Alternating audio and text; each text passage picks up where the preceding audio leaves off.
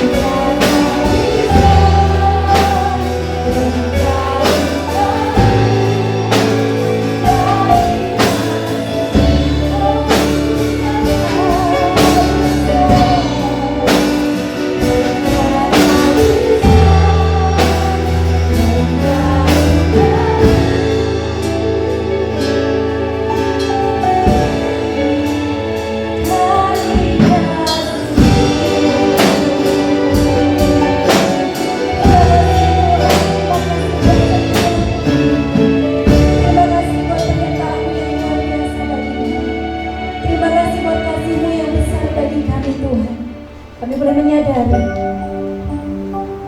bahwa tidak ada kasih yang melebihi kasih-Mu, yang sanggup menerima kami adanya, bahkan memulihkan setiap keberadaan kami. Bahkan keberadaan yang paling buruk sekalipun, Engkau sanggup memulihkan keadaan umat-Mu di rumah ini. Terima kasih Bapa, kami boleh merasakan ketenangan, kami boleh merasakan kedamaian ketika kami dekat dan lekat di hati-Mu, bahkan ketika kami menyembah di hadirat-Mu Tuhan. Dan biarlah hari ini Tuhan, kami mau dengar apa yang menjadi mau-Mu bagi hidup kami. Kami izinkan Tuhan Engkau masuk di dalam setiap hati kami, mengoreksi setiap hati kami, mengubah setiap hati kami, bahkan menjadikan kami menjadi pribadi yang baru di dalam Engkau. Terima kasih Bapa yang baik, terima kasih Tuhan. Saya undang jemaat Tuhan untuk bangkit berdiri bersama-sama. Bila kita semakin menyadari dan kita boleh semakin merasakan kebaikan Tuhan yang terus Allah tunjukkan dalam kehidupan kita. Bapa Kau setia, Bapa Kau baik. Mari rasakan kebaikan, mari rasakan kasih yang tidak pernah terkesudahan.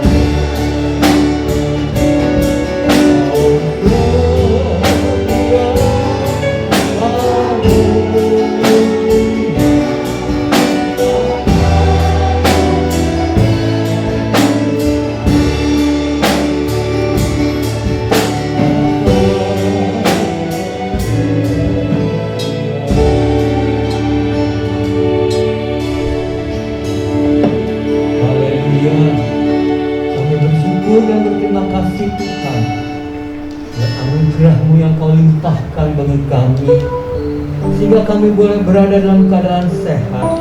Semua ini hanya karena anugerah-Mu, karena rahmat-Mu yang begitu besar, karena kesetiaan-Mu yang begitu ajaib. Kami bersuka cita dan kami bangga memiliki Allah seperti Engkau. Karena itu kami ingin menjadi anak-anak-Mu yang taat, setia kepada-Mu, karena Engkau lebih setia kepada kami. Terima kasih berkat pagi dan siang ini kami boleh datang ke rumah-Mu memuji-Mu, mengutarakan rasa syukur kami, dan kini saatnya kami ingin sekaligus yang dua hati mendengarkan Engkau berkata-kata. Karena itu berbicaralah Tuhan, sampaikanlah isi hati-Mu yang memberkati kami, mengingatkan kami. Dalam nama Tuhan Yesus Kristus kami mau menyambut firman-Mu. Haleluya. Bersama saya yang siap menerima firman Tuhan bersama katakan amin. Silakan duduk dengarkan kasih Tuhan.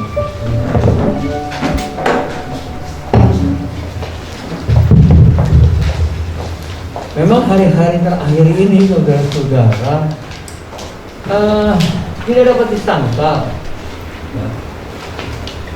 kita hidup di Indonesia, khususnya di Pulau Jawa, tapi bukan hanya di Pulau Jawa, saudara-saudara. Kita harus benar-benar hidup memperhatikan apa yang disebut protokol kesehatan. Kenapa? Saya baru baca di WA beberapa hari yang lalu, satu RT di Ciracas terpapar COVID, kena corona, satu RT. Sampai diangkut ke tempat perawatan di Wisma Atlet, itu menggunakan berapa bus karena satu RT. Kemudian yang saya tahu juga, saya baca di Kalimantan, di Palangkaraya kalau saya tidak salah ya, ada satu gereja 74 jemaatnya terkena virus corona, terinfeksi virus corona. Satu gereja 74 jemaat, sampai gereja itu ditutup sementara. Nah, anak buah saya yang memang beberapa waktu yang lalu dia sakit tapi bukan COVID, istrinya kerja di pabrik.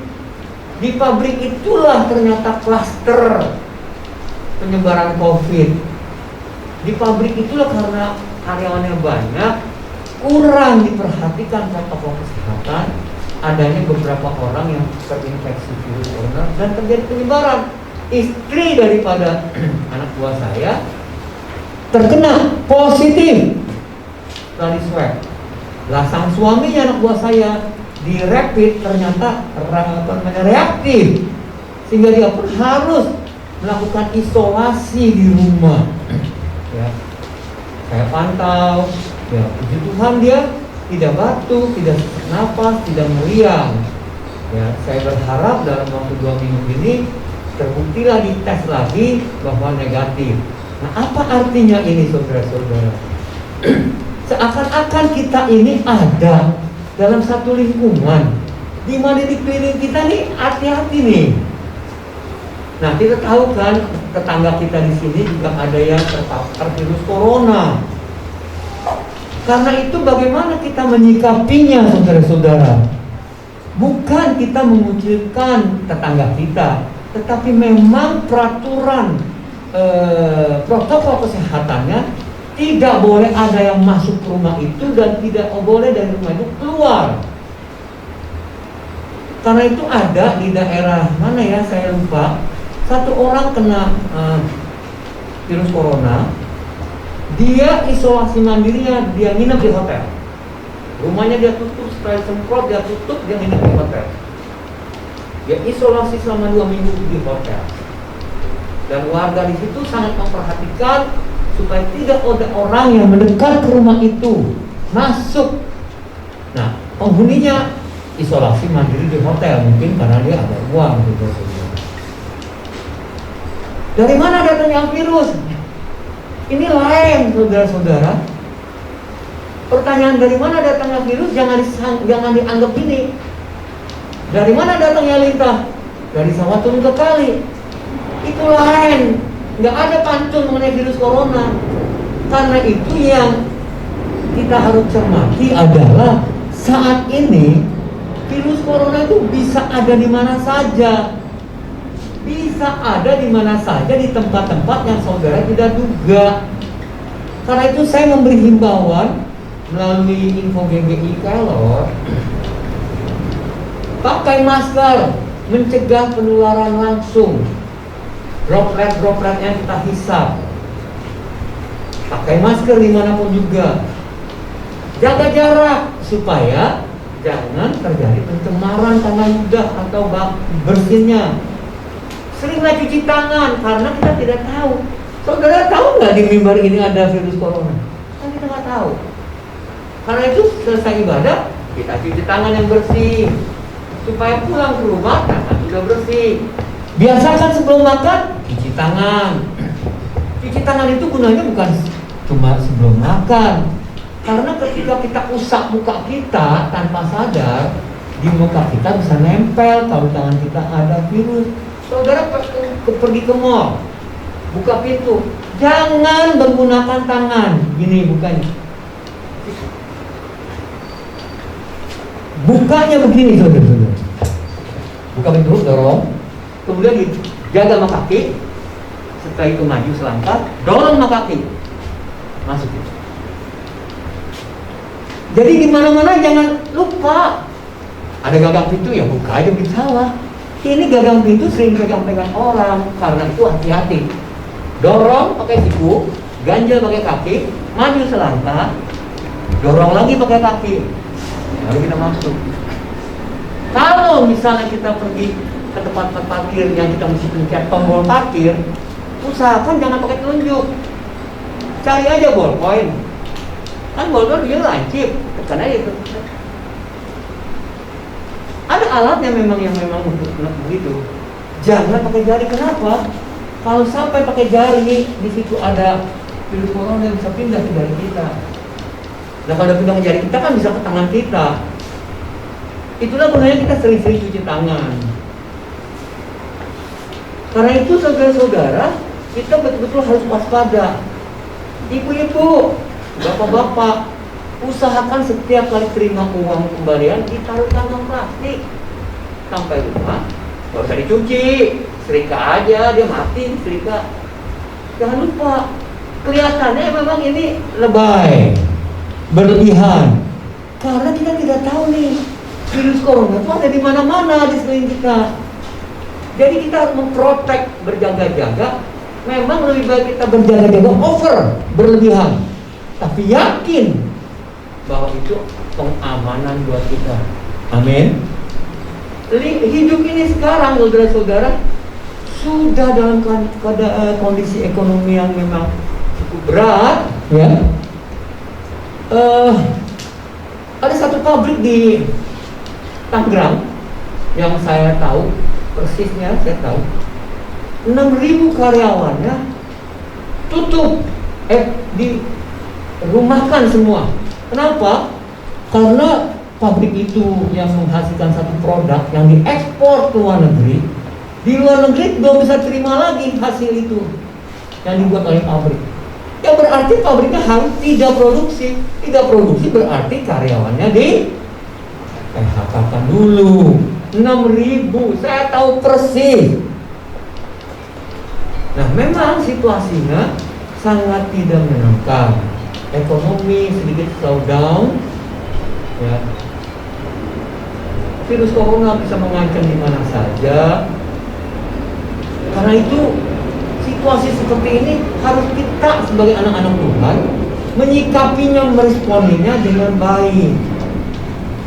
Untung saja tidak ada pendeta-pendeta yang ngawur saat ini. Kalau dulu Krismon ada pendeta yang ngawur. Krismon tidak akan masuk ke rumah anak-anak Tuhan yang setia, katanya. Ngaco, saya bilang. Kita ada dalam satu perahu Indonesia. Kalau perahu kita goyang, oleng ya kita ikut oleng gitu loh. Jangan ngawur bilang enggak, Krismon tidak akan lewat rumah kita. Itu cuma penghiburan yang ngawur, saudara-saudara. Tapi Allah kita lebih besar daripada Krismon. Amin. Krismon boleh lewat sama kita, tapi perlindungannya, penjagaannya tetap ada pada kita, yang memungkinkan kita bisa mengatasi seluruh pergumulan persoalan hidup bersama Tuhan Yesus Kristus. Yang setuju katakan amin. Begitu juga, jangan ada yang berkata virus corona takut dengan anak Tuhan. Ampun, tidak, saudara-saudara. Tapi Tuhan memberikan satu jaminan pada anak-anaknya, kalau kita melakukan apa yang harus kita lakukan dengan baik, dan Allah kita, Tuhan kita melakukan apa yang harus kita lakukan bagi saudara dan saya. Nah, ini harus kita pahami, kita mengerti dengan baik. Sebab memang saat-saat ini adalah saat-saat yang perlu kita hidup berhati-hati. Hari ini kita ingin belajar kebenaran firman Tuhan dari seorang yang bernama Daud. Bernama Daud. Coba kita lihat di dalam Mazmur pasal ke-27. Mazmur pasal 27 dari ayat pertama, kedua, ketiga, keempat, dan kelima.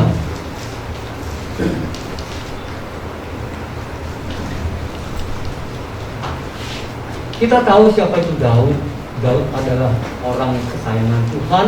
Karena firman Tuhan berkata, Tuhan berkata, aku telah menemukan seorang yang berkenan di hadapanku, yaitu Daud. Ya.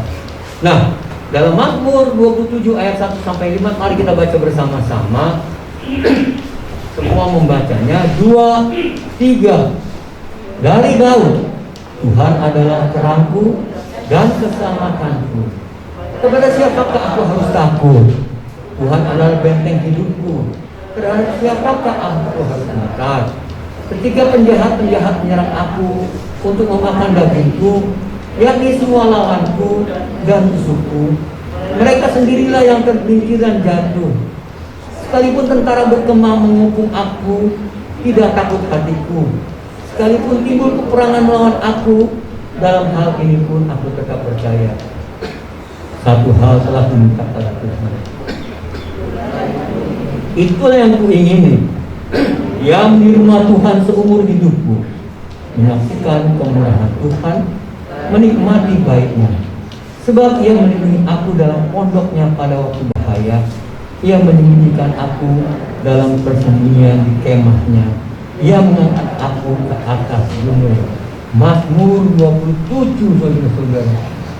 Nah, saudara-saudara yang dikasihi Tuhan Yesus Kristus, Daud mencatat, Tuhan adalah terang dan keselamatanku. Kepada siapakah aku harus takut? Tuhan adalah benteng hidupku. Terhadap siapakah aku harus gentar? Kalau dikatakan kepada siapakah aku harus takut, ini berarti Daud menyadari dia juga punya musuh. Dia banyak lawan-lawannya. Dia banyak orang-orang, masalah-masalah yang ingin menghancurkan dia.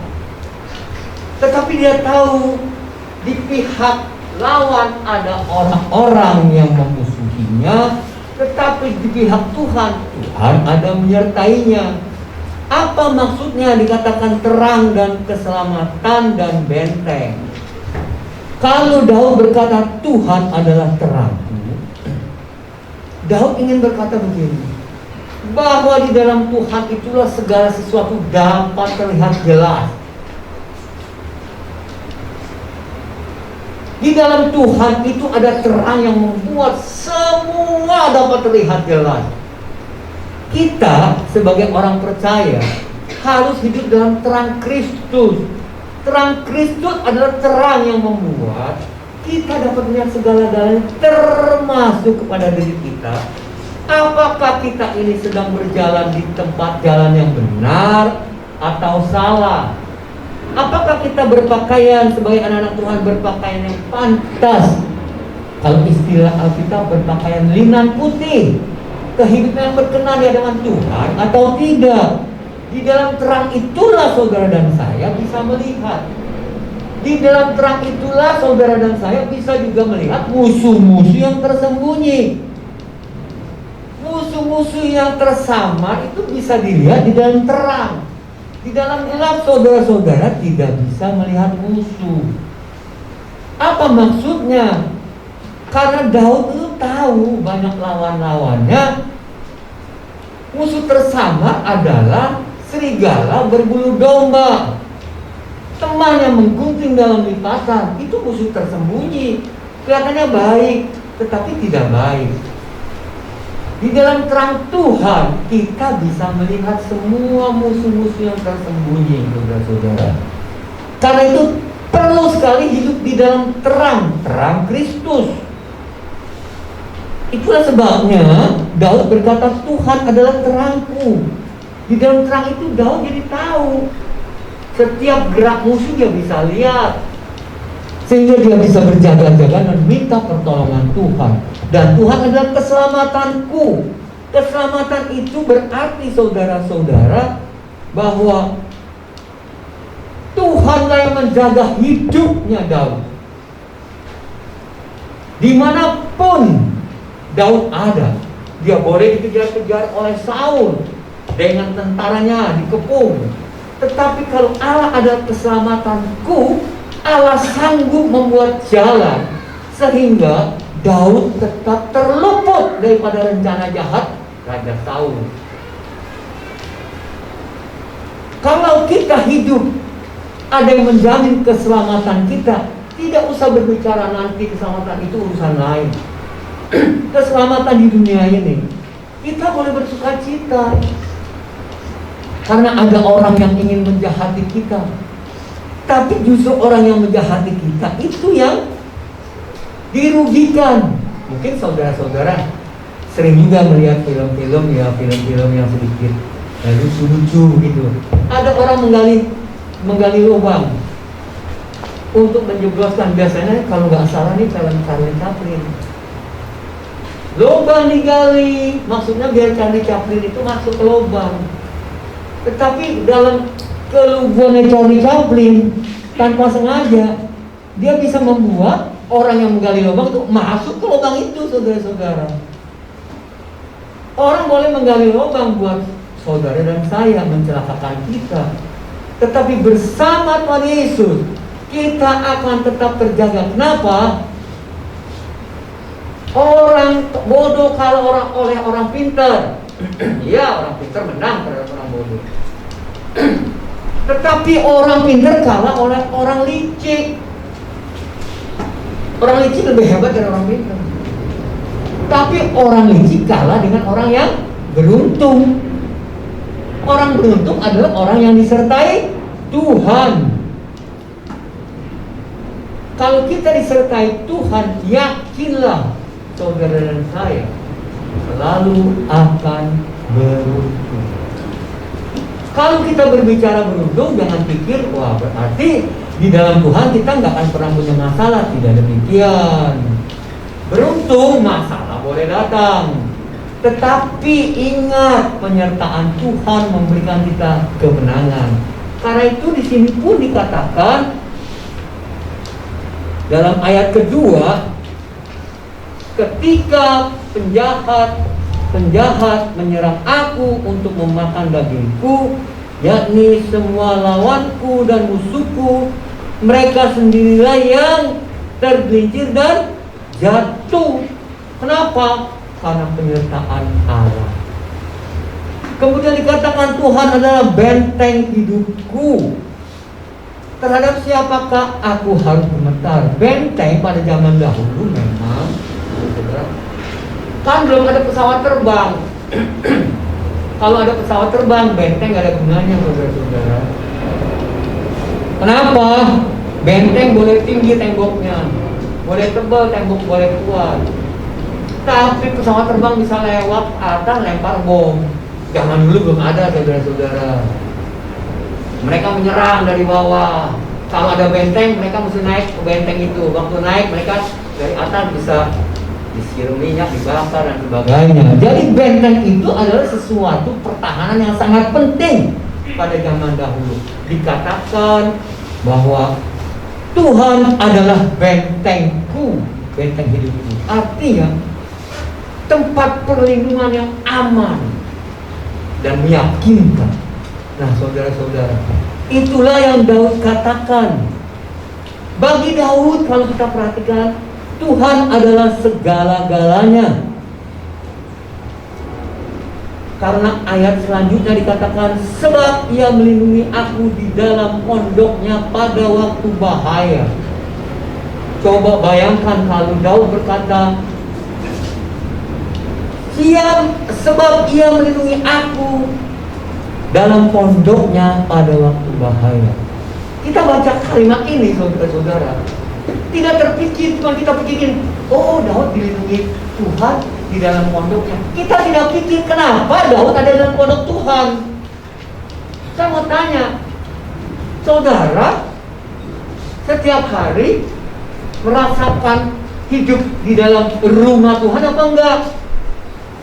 Ini yang menjadi masalah. Karena kita orang Kristen, kita anak Tuhan, tapi kita tidak memiliki keimanan atau tidak memiliki keyakinan bahwa kita harus tetap ada dalam rumah Tuhan setiap hari. Nah, apa mesti datang ke gereja setiap hari? Bukan berarti kalau kita diam di rumah Tuhan itu kita mesti datang ke gereja. Kita diam di rumah Tuhan berarti kita datang ke rumahnya, karena setiap hari kita menjumpai Allah dalam hidup kita.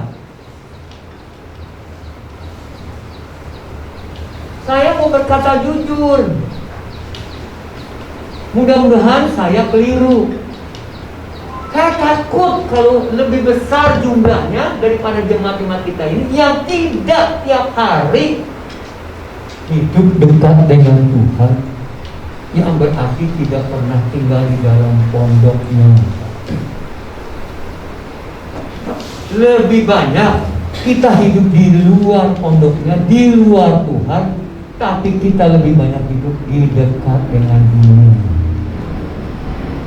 Saudara-saudara yang dikasihi Tuhan Yesus Kristus, hal ini harus saudara dan saya perhatikan baik-baik. Lalu bagaimana tinggal di dalam pondoknya? Seperti saya katakan, kalau kita tinggal di dalam pondoknya berarti kita hidup selalu dekat kepada Tuhan.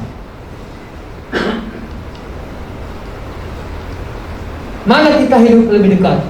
Kepada Tuhan dengan kerinduan, atau kita dekat kepada dunia? Pikiran kita selalu mendekat kemana? Apa yang kita pikirkan?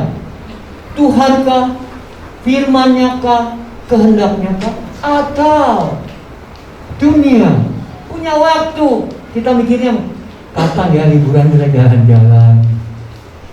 Ini ada waktu nih, ada uang. Kemana ya kita mau makan-makan? Pola hidup ini harus ditinggalkan, saudara-saudara. Sebagai anak Tuhan, saya berani katakan, hai jemaat Kelor yang dikasihi Tuhan Yesus Kristus dan saya cintai, pola hidup, filosofi hidup, konsep hidup seperti ini tinggalkan. Yang ada sekarang adalah mari dekat dengan Tuhan. Hatimu dan hatiku melekat kepada Tuhan. Jadi nggak enak kali ya kalau hidup. Siapa bilang? Siapa bilang hidup melekat pada Tuhan nggak enak? Hidup melekat pada Tuhan adalah hidup yang paling nyaman, saudara-saudara. Kenapa orang bisa bilang nggak enak, jadul? Karena orang itu sudah terkontaminasi, tercemar dengan pola pikir hidup adalah di dunia ini menyenangkan dagingnya. Semua orang yang berkata nggak enak seperti itu, iya, karena kamu sudah tercemar, otakmu sudah dirasuk oleh pikiran hidup itu adalah kenyamanan dunia. Hidup cuma sekali, Ya memang, yang hidup dua kali siapa? Saya tidak berkata hidup dua kali. Karena hidup satu kali, persiapkanlah kamu untuk pulang ke rumah Bapa yang benar. Karena hidup kita bukan di bumi ini, amin. Hidup yang disebut hidup bukan hidup seperti sekarang. Hidup yang benar adalah hidup bersama Bapa dan kekekalan. Kenapa Kenapa ini tidak dapat dipahami? Karena gereja-gereja jarang lagi yang menyuarakan hal ini. Gereja-gereja hanya menyampaikan firman. Bilang kau bermasalah, datang kepada Tuhan. Tuhan buka jalan. Semua hanyalah untuk kehidupan jasmani. Itu kesalahan yang fatal gereja saat-saat ini. Gereja harus menyuarakan kebenaran bahwa rumah kita bukan di bumi. Rumah kita di sana bersama Bapa. Jadi om nggak boleh makan babi panggang, nggak boleh banyak-banyak. Kenapa kolesterol? Kalau punya babi panggang jangan lupa buat badamil, gitu loh maksudnya. Bukan nggak boleh, boleh. Tapi tahu batas-batas, tetapi ingat, kenyamanan dunia itu membuat dirimu terikat dengan dunia. Persahabatan dengan dunia itu menjadikan kamu musuh Allah. Itu sudah jelas Alkitab dia. Kasih pada dunia menyebabkan orang akan kehilangan kasihnya kepada Allah. Hal ini yang harus kita pahami. Kalau Daud bilang, sebab ia melindungi aku dalam pondoknya, Daud masuk ke pondoknya, berarti Daud itu selalu melekat, dekat, terikat kepada Tuhan. Saudara-saudara, dalam Injil Lukas, saya nggak terlalu hafal, kalau Lukas 13, Yesus berkata dengan jelas, barang siapa mau menjadi muridku, dia harus melepaskan segala miliknya. Nanti saudara boleh baca. Barang siapa mau menjadi muridku, dia harus melepaskan segala miliknya. Kenapa menjadi murid Tuhan harus melepaskan segala-galanya? Karena menjadi murid Tuhan, kita harus memiliki keserupaan dengan guru kita. Kita harus hidup serupa dengan Tuhan Yesus Kristus. Tidak ada di dunia ini kita sebagai pengikut Kristus sesuatu yang sangat menarik, mengikat kita, membelenggu kita. Selain Dia, kita hanya terbelenggu oleh Dia. Kita hanya terikat oleh Dia, Tuhan kita Yesus Kristus. Yang kita miliki cuma satu, Tuhan Yesus Kristus. Apa berarti kita tidak boleh punya uang? Siapa bilang? Saudara mau jadi orang kaya? Silakan. Sekolah pinter, dapat kedudukan yang baik, entah jadi direktur atau apa, silakan. Gaji besar, silakan. Tapi ingat kalau orang Islam bilang, di dalam hartamu itu ada bagian fakir miskin, amin. Kan begitu mereka bilang. Ada bagian yatim piatu. Di dalam kekristenan, di dalam hartamu, kamu hanya menjadi pengelola. Kita hanya menjadi pengelola. Kita tidak boleh berkata, ini milik saya. Ingat, Tuhan bilang, barang siapa mau menjadi muridku, dia harus melepaskan semuanya. Artinya, silakan pakai. Sepantasnya engkau pakai. Selebihnya adalah aku punya, yang aku ingin gunakan untuk kemuliaanku, menolong orang-orang susah, membantu pekerjaan-pekerjaan Tuhan, supaya nama Tuhan dimuliakan. Amin. Jadi kita dalam Tuhan menjadi kaya boleh, tapi ingat, jangan kau terikat oleh kekayaan itu. Kekayaan itu semua kembalikan pada Tuhan untuk kemuliaan nama Tuhan. Amin. Nah, saudara-saudara, kalau kita baca selanjutnya, ia menyembunyikan aku dalam persembunyian di kemahnya. Allah menjaga kita sedemikian rupa. Dia menyembunyikan itu sama juga menjaga secara rapat dan erat. Di dalam Mazmur 91, coba kita lihat. Mazmur 91 ayat keempat,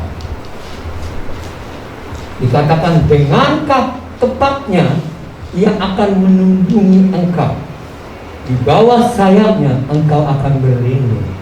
Kesetiaannya ialah perisai dan pagar tembok.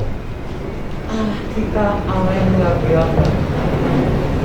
Saya mau katakan kepada saudara-saudara, tidak ada Allah lain di luar Allah kita, di dalam Tuhan Yesus Kristus. Mungkin barangkali kalau ada saudara-saudara kita di luar mendengar perkataan saya ini, mereka akan protes. Ya silakan ya mereka protes. Tetapi tidak ada Allah lain di dalam dunia ini selain Allah di dalam Tuhan Yesus Kristus, Bapa dan Putra dan Roh Kudus. 3 pribadi di dalam satu Allah Tritunggal.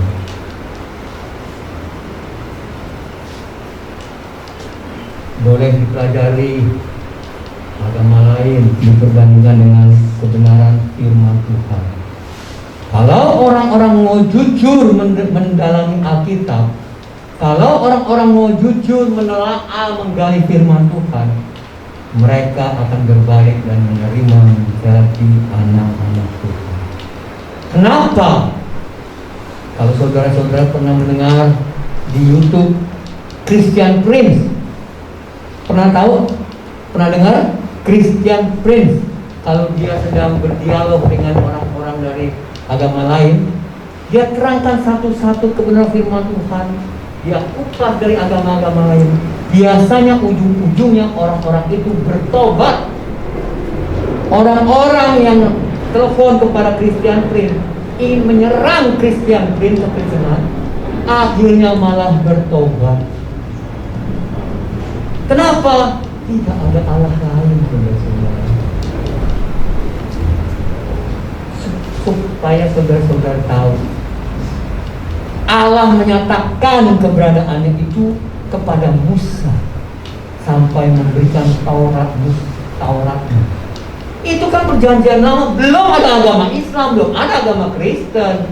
Itulah Allah. Mana ada Allah lain? Kalau sepakat dengan Alkitab, sepakat dengan Taurat, tidak ada Allah lain.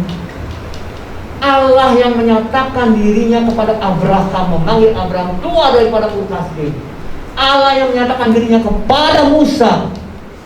Ketika Musa bertanya, siapakah engkau? Kalau orang-orang bertanya, ketika aku menghadapi orang-orang Israel dan orang Mesir, katakanlah, aku adalah aku, I am who I am. Itulah Allah. Waktu itu belum ada agama lain, belum ada agama Islam, belum ada agama Kristen. Itulah Allah. Lalu di mana Allah yang lain?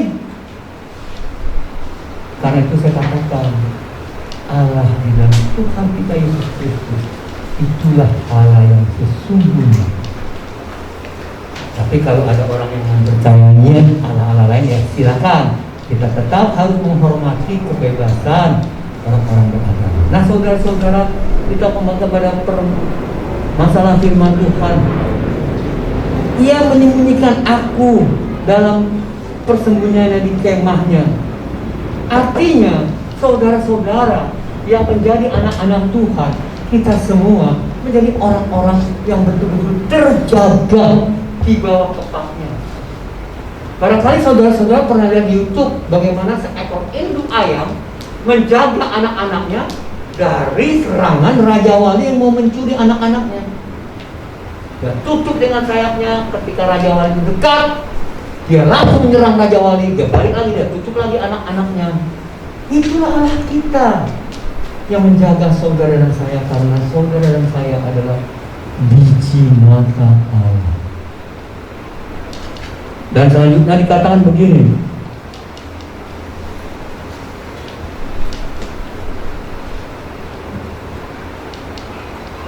dalam ayat yang ketiga dikatakan, sekalipun tentara berkemah mengepung aku, tidak takut hatiku, sekalipun timbul peperangan melawan aku, dalam hal itu pun aku tetap percaya. Saudara-saudara, ya, persoalan hidup, pergumulan hidup itu selalu datang tanpa kita undang. Karena itu jangan cari-cari masalah. Masalah itu tidak diundang pun datang, saudara-saudara. Tapi ingat, Daudlah yang berkata, sekalipun tentara berkemah mengepung aku, musuh masalah datang, aku tidak takut. Sekalipun timbul peperangan melawan aku, dalam hal ini pun aku tetap percaya. Kenapa? Perhatikan ayat 4.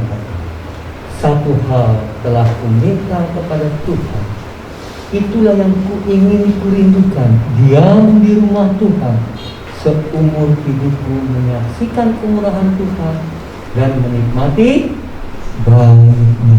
Ini ada lagunya kan? Satu hal telah kuminta kepada Tuhan, itulah yang kuinginkan, diam di rumah Tuhan seumur hidupku, menyaksikan kemurahan Tuhan. Coba bisa ditayangkan nggak lagu itu? Dicari. Coba. Mari kita naikkan pujian ini tadi. Bersama-sama. Satu hal telah kuminta kepada Tuhan, itulah yang kuinginkan.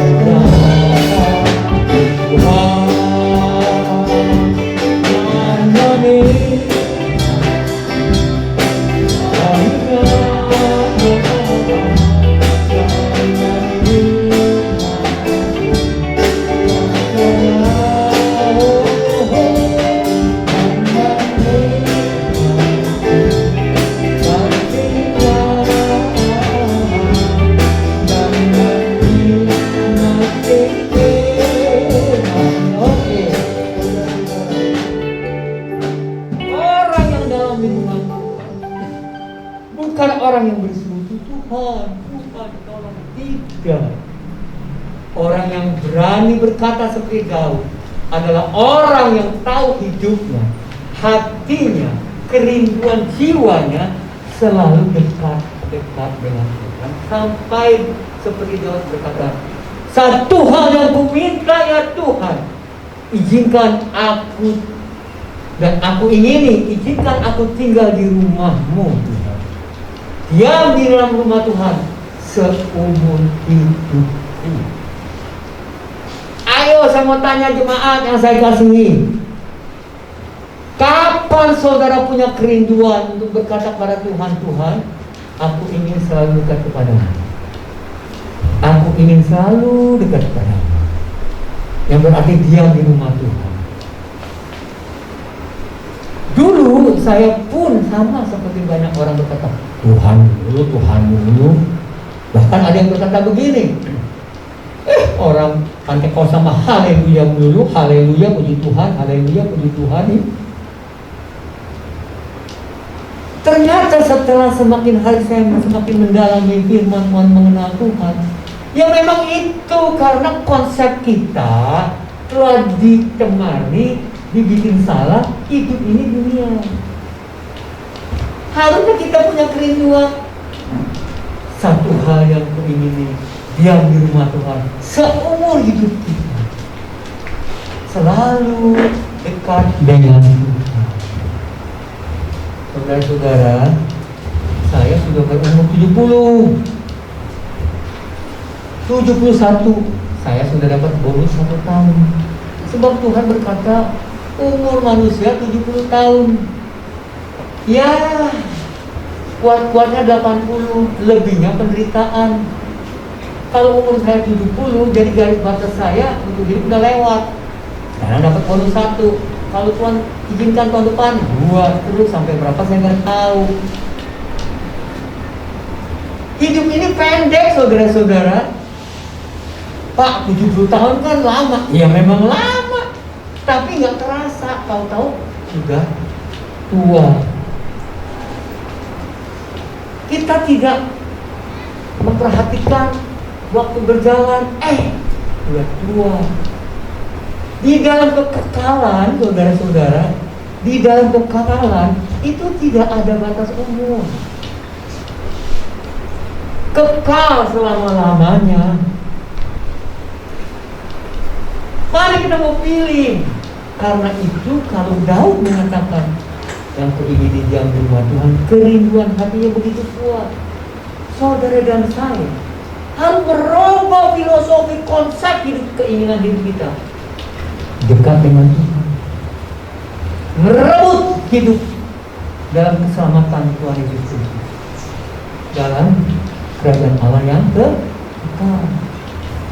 Ini saudara-saudara, saya sangat tertarik dengan firman Tuhan ini. Lalu dilanjutkan dalam ayat ke-5, sebab ia melindungi aku dalam pondoknya pada waktu bahaya, ia menyembunyikan aku dalam persembunyian di kemahnya, ia mengangkat aku ke atas gunung batu. Dan akibatnya adalah, maka sekarang tegaklah kepalaku mengatasi musuhku di sekeliling aku. Dalam kemahnya aku mau mempersembahkan korban dengan sorak-sorai. Aku mau menyanyi dan bermazmur bagi Tuhan. Coba perhatikan ayat yang ke-6. Maka sekarang, apa dikatakan?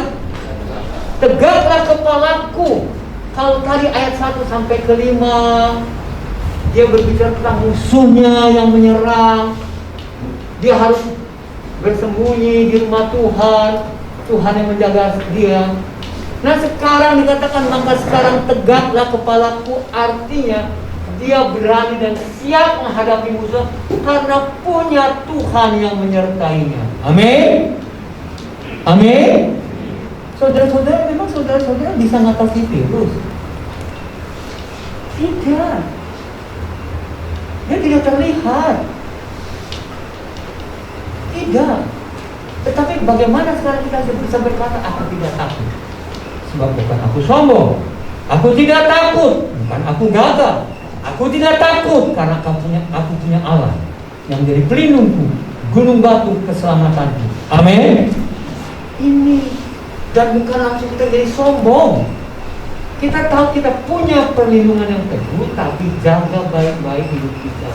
Sebab Allah membenci orang yang congkak dan Allah mengasihi orang yang rendah hati. Kita punya Allah yang dahsyat.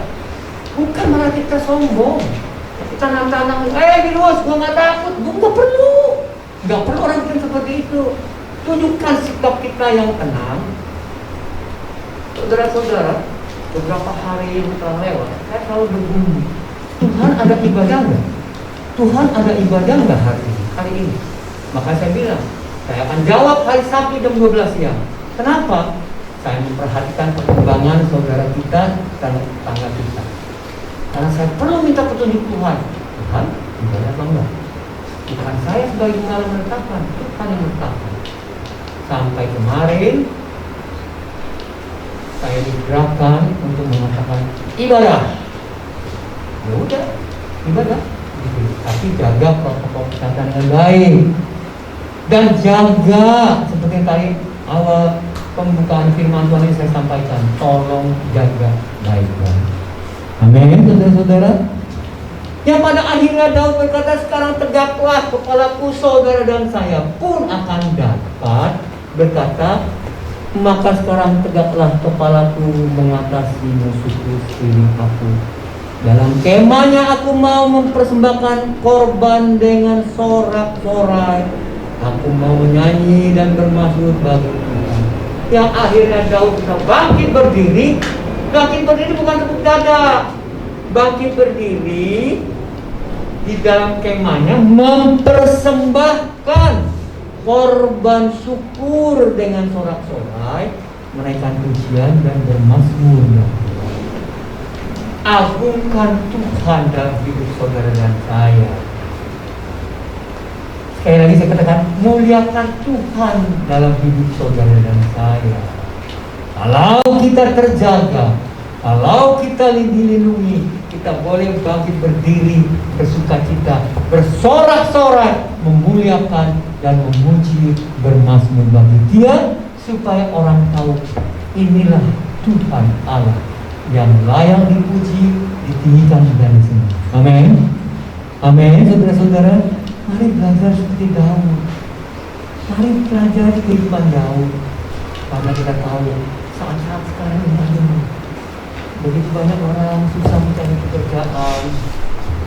Begitu banyak orang terpapar virus corona. Tidak seorang pun tahu di mana ada virus corona. Tetapi tiba-tiba dia terinfeksi virus corona.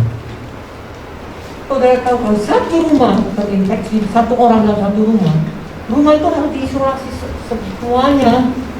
Semuanya harus diisolasi. Yang bekerja stop, tidak boleh bekerja. Juga tidak boleh keluar.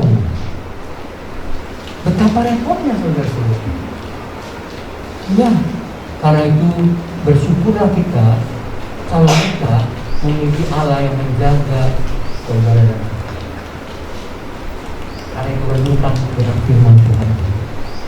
Seperti itu kita memiliki Allah yang luar biasa. Karena itu kita memiliki Allah yang luar biasa. Mari kita memuliakan Dia. Amin. Amin. Jemaat yang saya kasihi, hiduplah dalam kebenaran firman Tuhan. Jangan hidup tertarik oleh arus dunia ini, terbawa oleh arus dunia ini. Orang-orang ke kafe, duduk-duduk, ada waktu baca firman Tuhan, ada waktu dengar firman Tuhan, berdoa. Ya bukan berarti hidup mesti begitu. Ada waktunya juga lah kita relax sedikit, yang menyegarkan pikiran kita.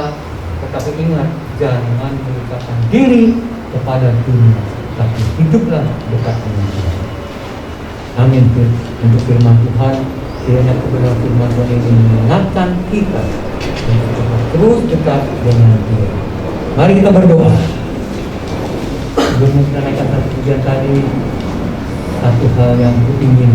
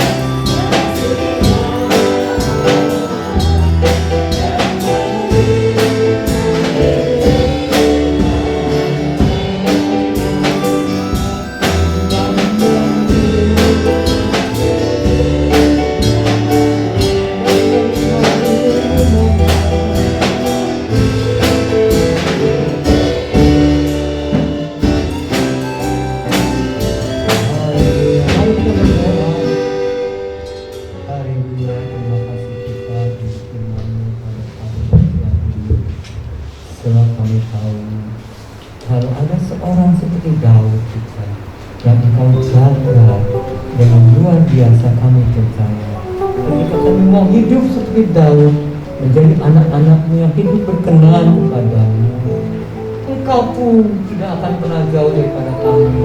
kami boleh aman dalam penjagaan dan perlindungan Allah. Terima kasih Tuhan Yesus, karena itu pimpin kami lewat Roh-Mu yang kudus yang menuntun kami, membimbing kami, agar kami tidak keluar daripada jalan-jalan kehendak-Mu, tetapi perintah-Mu dan kehendak-Mu itu yang kami lakukan, dan kami pun boleh terjaga dengan baik. Sehingga akan sama seperti Daud yang berkata, satu hal yang kuingini, diam di rumah Engkau Tuhan seumur hidupku, memuji, memuliakan, dan bersorak-sorai bermasmur. Kami berdoa dalam nama Tuhan Yesus Kristus, berkati keluarga besar GBK ini menjadi pribadi-pribadi yang begitu mengasihi Engkau, mencintai Engkau, dan dekat kepadamu. Dengan demikian kami tahu keadaan boleh gonjang-ganjing, dunia ini boleh gonjang-ganjing, tetapi di dalam Engkau kami akan terjaga dan terpelihara dengan baik. Terima kasih Tuhan, dalam nama Tuhan Yesus Kristus kami bersyukur untuk firman-Mu. Kami berdoa menyambut berkat firman-Mu. Haleluya. Bersama saya yang berkati katakan amin. Baik, mari kita berdiri, kita mengakhiri ibadah kita.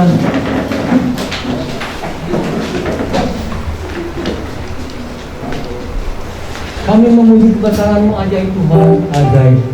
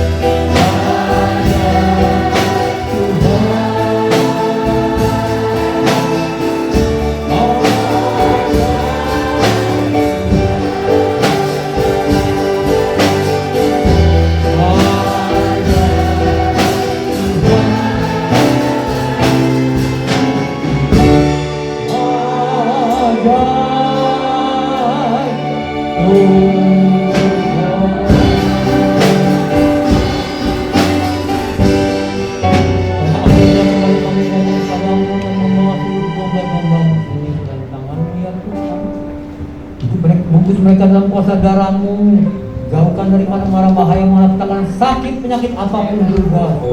Semua kami tolakkan dalam nama Tuhan Yesus Kristus.